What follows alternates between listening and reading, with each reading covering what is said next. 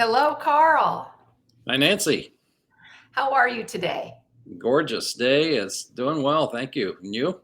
Good, all good. I'm in Minneapolis, and we had some rain yesterday, which we sorely needed, and that also brought down the temps a little bit. So, Yeah. It's been a nice cooler spell here, and but the the weather people say maybe 100 degrees by the weekend. So that's Nebraska. that's Nebraska. Yes, yes. Oh my goodness. Well, I hope you have lots of ways to stay cool. Yep. Good. So, Carl, thank you for joining us on our podcast here, Conversations After the Sermon. And thank you in particular for preaching on Sunday to our wonderful people in our First Presbyterian community, both who attend, but also who join us remotely. So, you're one of I'll say, the visiting pastors while Sue's on her 3-month renewal leave. So, tell us about you, Carl. Oh wow. I grew up in North Carolina, moved to Nebraska 44 years ago. Was my first call after seminary. Went to seminary in Austin, Texas, and served a small church in Palmyra for about 5 years. Then served a church in Lincoln, Heritage Presbyterian, for about 9 years. Then I had a new calling. I'd been trained as a mediator and wanted to do mediation work. And so talked to some people who are doing that, familiar with it, and they said, well, if you're really serious about it, it would be helpful to go to law school. So at the age of 40, I went to law school and to be a mediator. And while in law school, I clerked in the state's ombudsman's office, a legislative agency that deals with complaints in state government. And upon graduation, was hired and worked there 25 years. Have continued being active in the presbytery, moderating sessions, doing pulpit supply, occasional stated supply, active with committees, especially personnel committee a lot with Presbyterian. So, and got bored a few years ago and decided to serve 8 years on Lincoln City Council. So just a lot of different things. Yeah. I love this. That's wonderful, Carl. Yeah. And I like hearing people's life journey because it really demonstrates that we're meant to kind of do different things for our life. We don't just have one calling. We get several callings, Absolutely. throughout our life, and we just are meant to kind of follow our heart, right? That's true. Yeah. And that's where it goes. And let's dig into your message on Sunday because it might tie into what you do with conflict resolution and mitigation and things like that. So you picked the story of Jacob and his brothers and his father. Yes. Right? Yes. And what kind of called out to me was kind of this whole notion of hurt. I mean, there's physical hurt, like when we break an arm or we get injured by something, right? There's physical hurt. But there's also emotional hurt, right? And sometimes that can lead to trauma. So, and then you're talking about the context of a family dynamic. So talk about hurt. Where does it come from? Because does it come from like our misguided expectations of how other people should be? That could be a source of hurt. I guess as Presbyterians, we come from John Calvin, and that branch of our theology reminds us that that we're kind of at our core sort of sinful people, that we mess up, and so expecting perfection is probably a dangerous thing, dangerous way to live. So it's probably a good thing to realize, okay, you're going to get hurt. At some point, you're going to get hurt. And if you have expectations that you aren't going to be hurt, beware, I guess, because it's likely to happen. Okay. Would be maybe a theological way of looking at things that only God is perfect. Only God, it would be the one that would not hopefully hurt us. So that's a part of it. And so it's not only looking at what looking at other people and what they do, but it's also looking at yourself. and really being aware of how you are able to receive things, and that was so that I think that was really an important part of this sermon was coming to grips not only with what the brothers did, but also preparing Joseph to prepare himself, and his father Jacob to prepare himself, and how this whole process was something that it took a while. It took a long time to work it through. Um, so the scripture reading is the story. The story of Joseph is the last third, the final third of the whole book of Genesis, and this is just the very beginning part of it. And it just seemed to me this was the time to tell the whole story.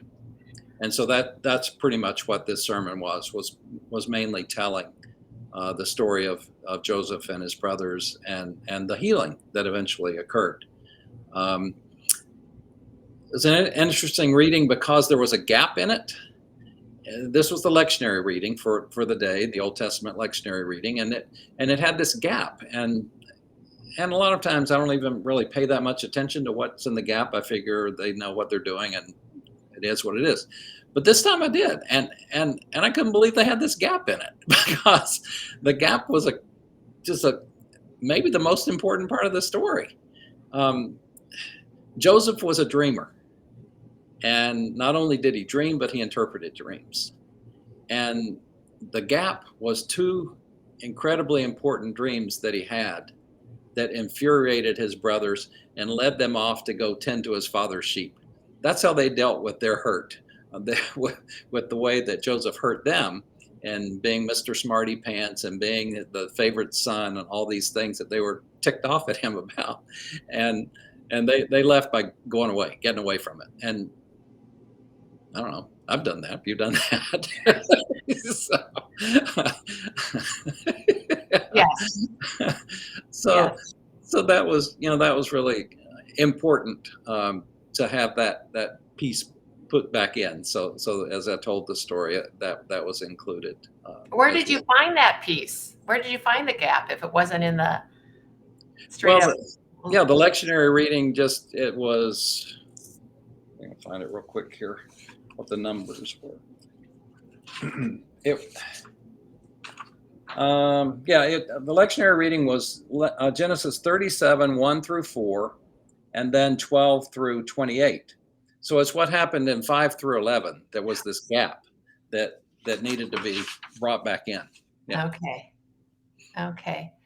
So I've got two competing questions in my mind, so bear with me. So you said something that I think is really interesting, that sometimes we hurt ourselves. Yeah. Right. And is that through our judgment? Like in some other conversations with Sue and Kara and other people that are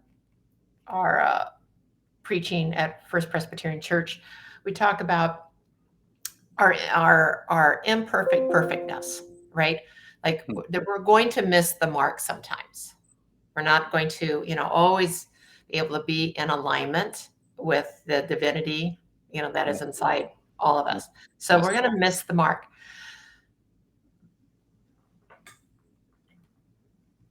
And I think sometimes we hurt ourselves when we judge ourselves for missing the mark, as opposed to just take the learning and move on. I'll do it differently next time. Yeah. But a lot of us we go to shame, right? Or we go to regret, right? And sometimes a person we need to forgive is ourselves. I could have handled that better. What's the learning? Let me take that to the next life experience that's similar. Do you think there's something to that? Absolutely. Yeah. And so, but before you can forgive yourself, you have to acknowledge that you've messed up. We missed the mark, right? Yeah. We missed the mark. I wasn't as kind or compassionate, as I could be. Yeah. There's this other kind of saying that's, pretty popular now is, everyone's doing the best they can with what they've got. Jacob had the gift of dream, interpreting dreams and dreaming. He's doing the best he's got. His brothers Joseph. could Right. interpret that as being arrogant. But Joseph's just doing the best he can with what he's got, Yep. Yep. right? Yep. Do you think Joseph judged his brothers, or his brothers were the ones that were just judging Joseph? No, You I think think it's a no, thing? it absolutely went both ways. And certainly Joseph is not without fault. I mean, his he was Jacob. Their dad had 11 or 12 kids, 12 sons. There were also girls that weren't named, and the 12 sons. Joseph was number 11. So I don't know if you've got 12 things, is your number 11 going to be the favorite one? I don't, it's just, but he was. Number 11 was the favorite. Joseph was the favorite son for Jacob. And Jacob showed that. Uh, he didn't hide it, and that Joseph was his favorite. And in fact, he made this coat, and the whole musical was made about the amazing Technicolor Dream coat. That's what he did. He made this coat, beautiful coat. And what did Joseph do? Did he hang it in the closet and keep it safe? No, he wore it everywhere, every day, all the time. He rubbed it in his brother's face that he was the favorite one. So absolutely, Joseph has some blame, as did the father too, for showing such a strong preference for one of Mhm, his 12 sons. Yeah. mhm.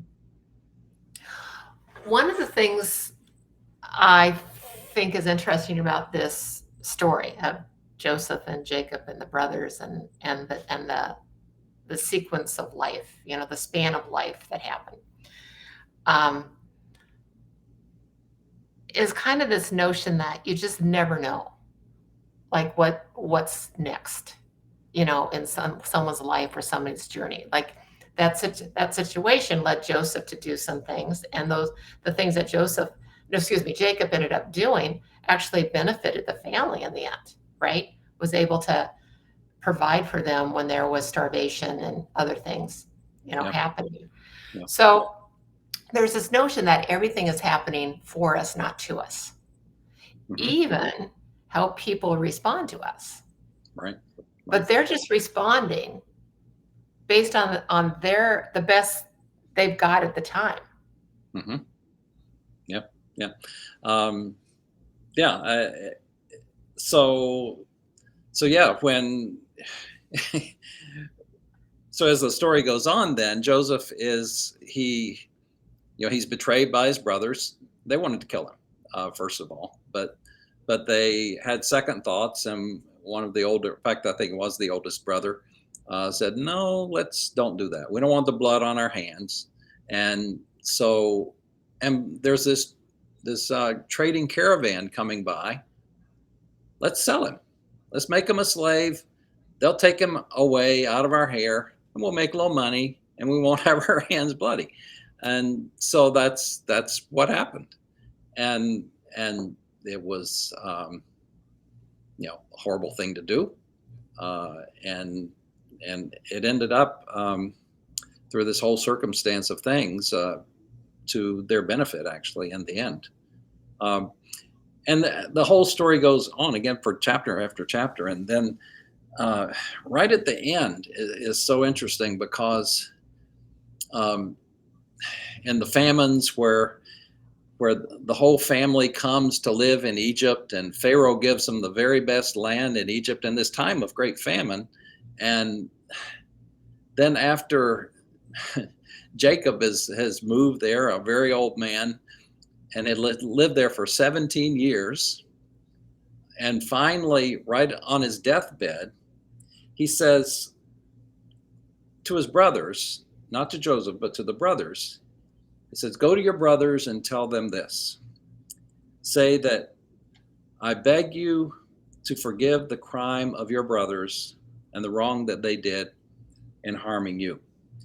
That's what the message was for Jacob, from Jacob to the brothers to go tell Joseph. Jacob dies.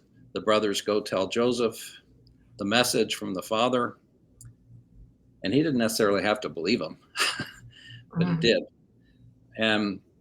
And this was over, well, it was 17 years when Jacob was living in Egypt. So over, 20 years or more, many, Mhm. many years since this betrayal had happened. And it took that long of a time for peace to occur.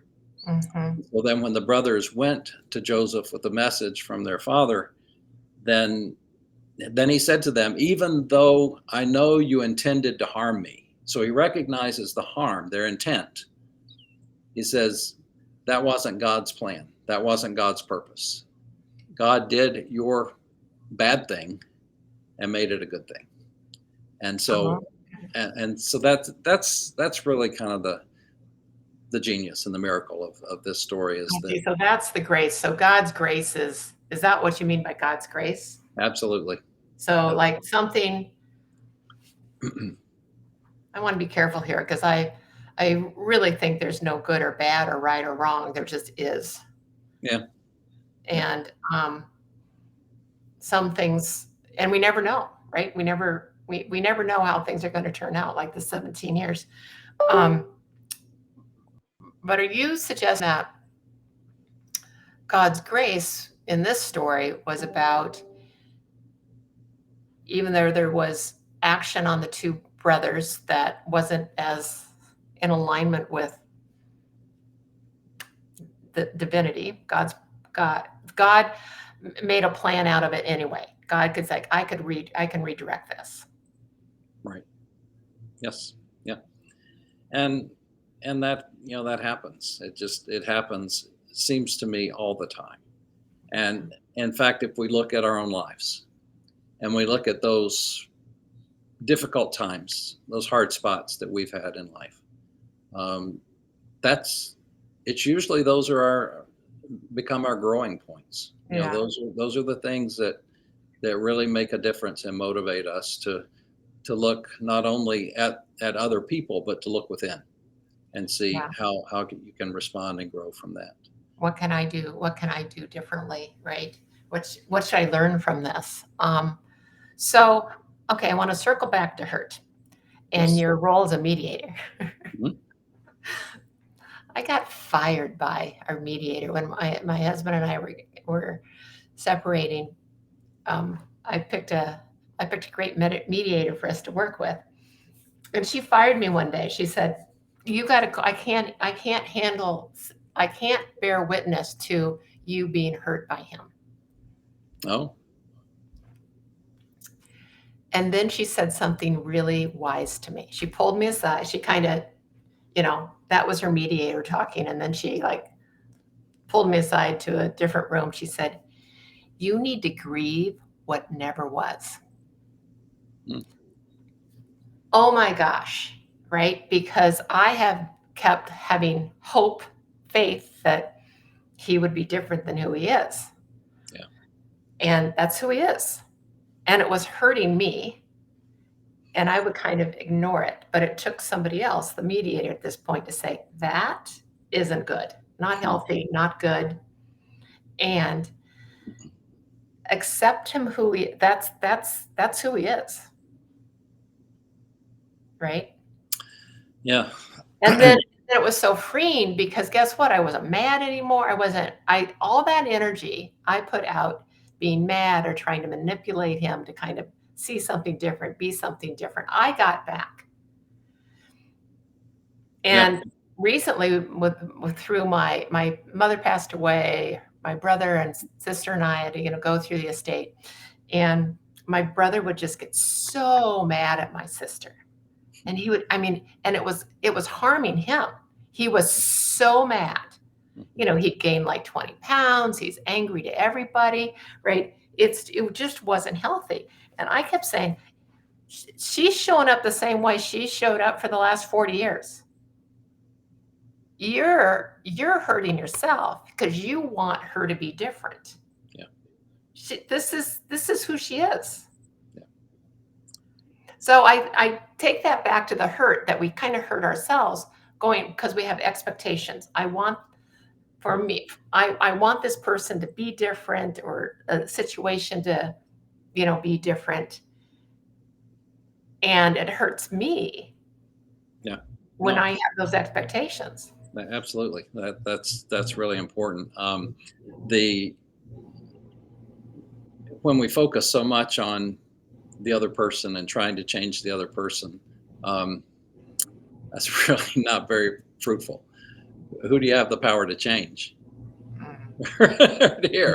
Yeah, good. So that's where, obviously, where the attention needs to come. So let's talk about that. So when we find ourselves hurting, what should Yes. we do, Carl?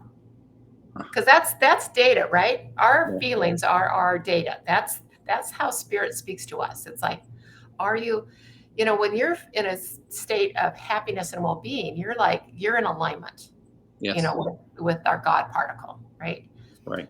When we're off that, there's some uncomfortable feelings, guilt, shame, hurt, worry, something, right?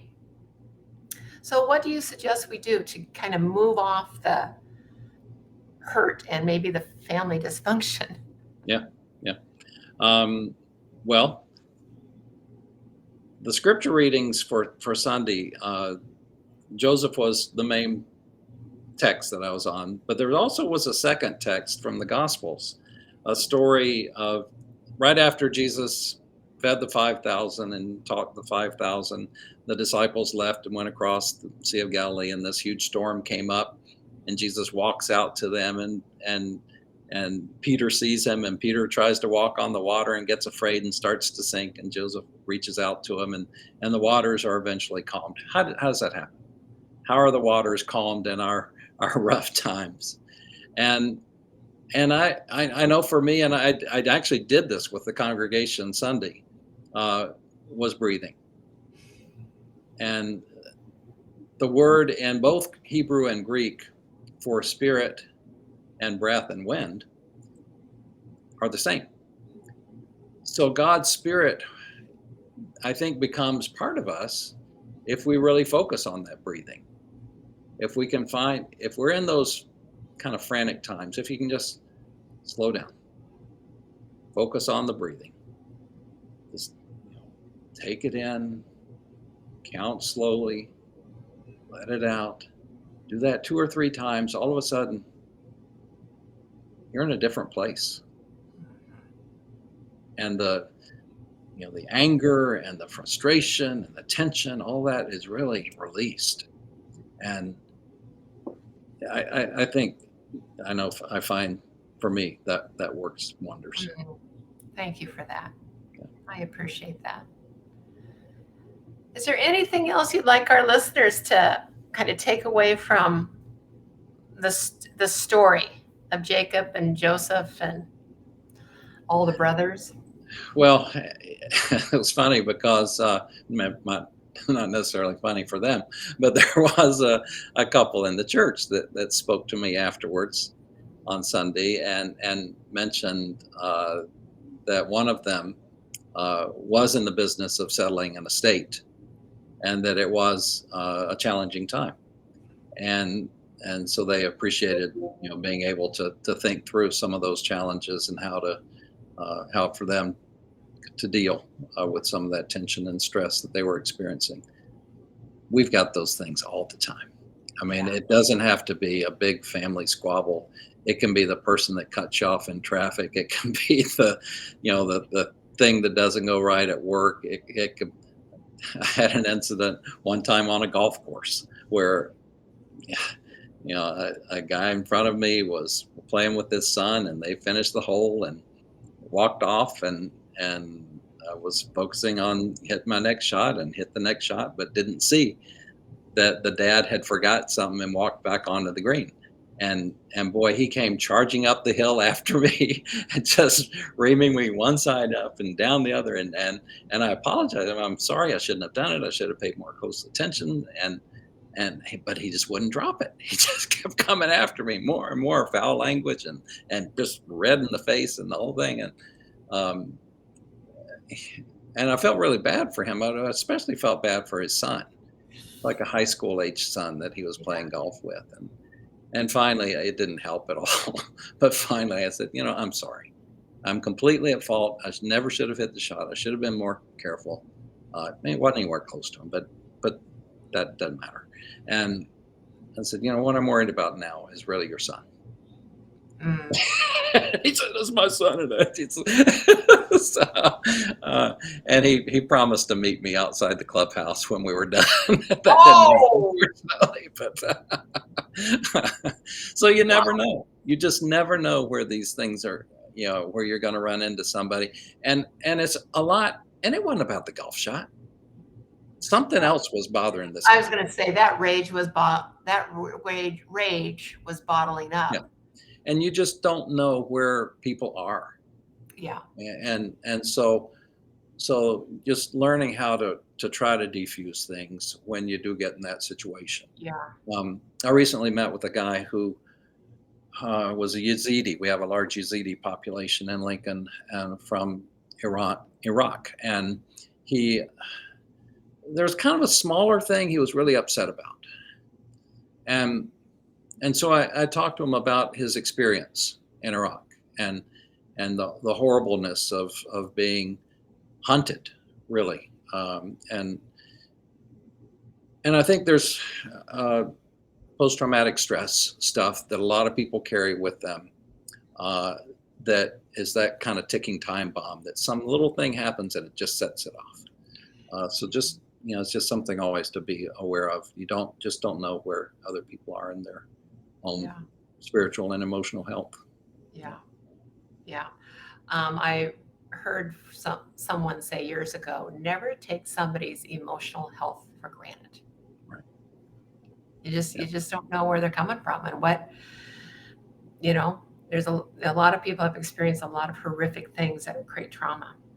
When I see somebody speeding past me, I'm like, I hope they're going to the hospital to have a baby and make it on time. I just kind of make up a story. Yeah, that's so I send them love. It's like, oh, I bet there's a baby on the way and they're trying to get to the hospital on time. I mean, but at least then I'm not mad. Yeah. That's good. Yeah. Good. Oh, well, Carl, thank you for taking the time today. Thank you, Nancy.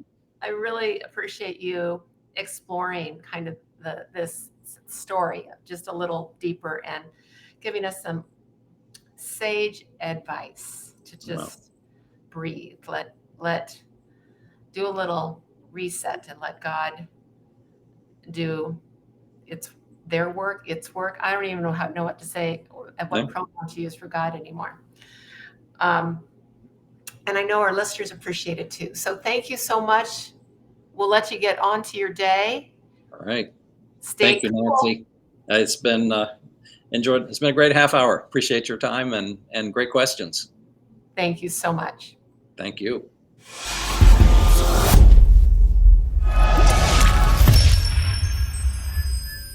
Thanks for joining us at First Presbyterian Church, where faith is nurtured, curiosity encouraged, diversity welcomed, and all are loved. Find out more about us at fpclincoln.org.